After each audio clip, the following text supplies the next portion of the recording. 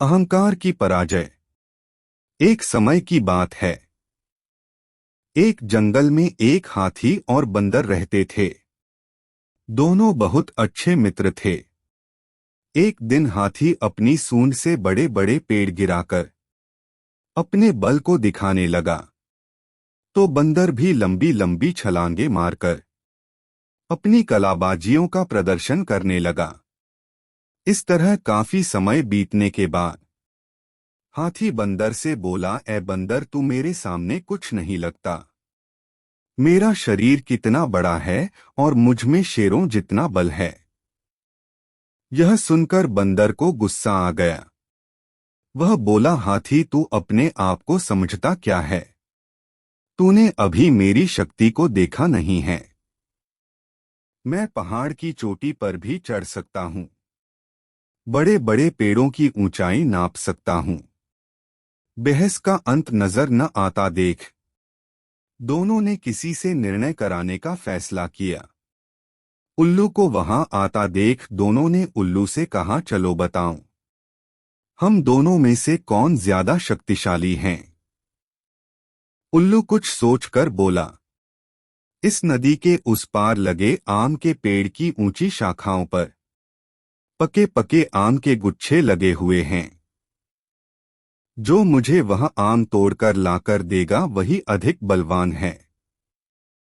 उल्लू की बातें सुनकर हाथी और बंदर दोनों ही आम तोड़ने चल दिए। नदी के किनारे आकर बंदर रुक गया।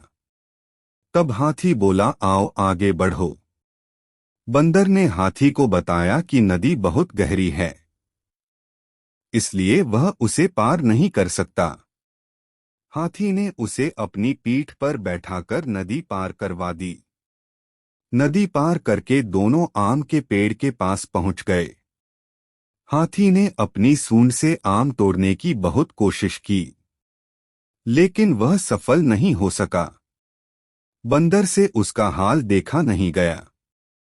वह बोला, हाथी दादा, तुम आराम से नीचे बैठो, मैं पेड़ पर चढ़कर आम तोड़ लाता हूँ। बंदर आम तोड़ लाया। आम लेकर दोनों उल्लू के पास पहुंचे। उल्लू ने पूछा, बताओ आम कौन लाया? तब दोनों ने पूरी कहानी बताई। दोनों की बात सुनकर उल्लू बोला, तुम दोनों ही आम लाने में असमर्थ थे। तुम्हारी मित्रता ही वास्तव में ये आम लाने में समर्थ हुई है। इस प्रकार तुम में से कोई बलवान नहीं है, परंतु तुम्हारी मित्रता अत्यधिक बलवान है। यह अहंकार तुम्हारी मित्रता को तोड़ रहा है।